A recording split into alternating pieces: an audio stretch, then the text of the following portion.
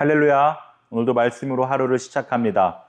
말씀으로 하루를 시작하는 우리의 삶 가운데 은혜와 사랑이 가득 넘치시기를 축복합니다. 우리는 집 나간 아들에 대한 걱정과 고뇌로 하루하루를 지내는 아버지의 모습이 그려진 탕자의 비유를 잘 알고 있습니다. 오늘 본문에 그려진 모습 또한 근심과 고뇌에 찬 아버지의 모습이 보입니다.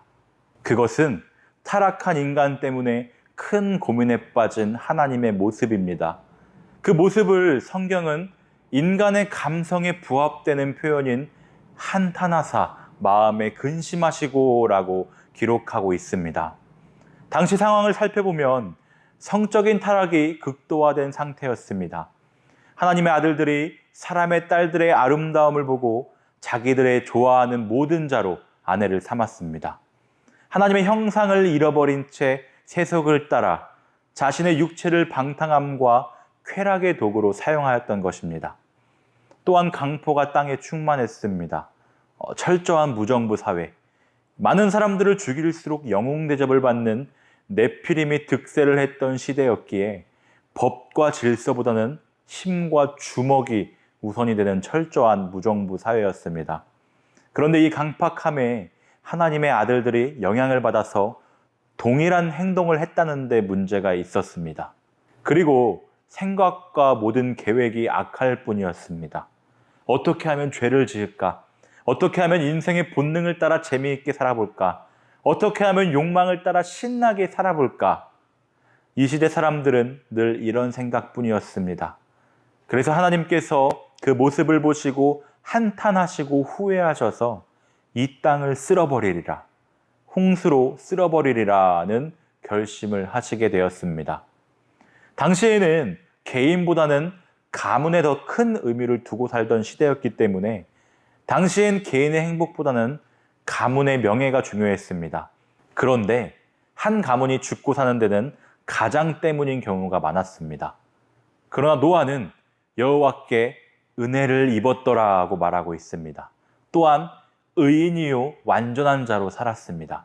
노아는 당시 사람들과 구별된 믿음을 가졌습니다. 그는 방주를 지으라는 하나님의 말씀에 순종하여 방주를 지었습니다.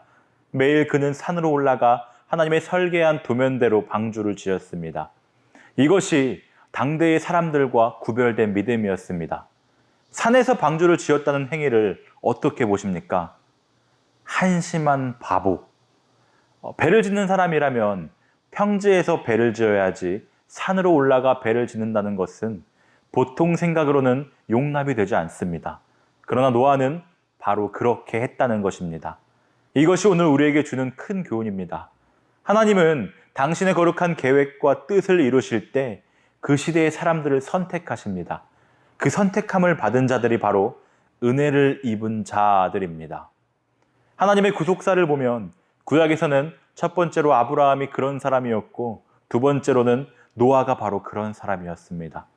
신약에서는 요셉, 마리아가 그런 사람이었고 그 후에 제자들과 바울 등 많은 전도자들이 그런 사람들이라고 할 수 있습니다. 더 넓게는 우리 모든 택함받은 믿음의 사람들이라고 할 수 있습니다. 믿음이라고 다 같은 믿음이 아닙니다. 하나님을 기쁘시게 하는 믿음과 하나님께 은혜를 입을 수 있는 믿음이 있습니다. 노아의 믿음이 바로 하나님의 은혜를 입은 믿음이었습니다. 모두 다 세상의 악한 생각으로 가는데 은혜를 입은 자들이 있다는 말씀입니다. 그것이 노아의 믿음이었습니다.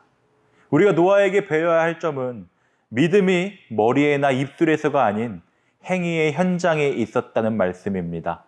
그 행위가 당시의 사람들에게는 조롱을 받을지도 모릅니다. 그러나 노아는 그들과 구별된 믿음을 가지고 살았습니다. 오늘 우리에게도 바로 이런 믿음이 필요할 때입니다. 인생은 보이지 않는 것이 있습니다. 누군가 그럽니다. 심지어 진짜 중요한 것일수록 그렇다고. 공기, 사랑, 희망 등등. 그래서 더욱더 우리에게 믿음이 필요한 것입니다. 제대로 보기 위해서 말입니다. 하나님의 놀라운 사랑과 은혜를 봐야 하며 죽음 뒤에 있는 부활도 봐야 하기 때문입니다. 지금도 여전히 하나님은 노아와 같은 사람을 찾고 계십니다.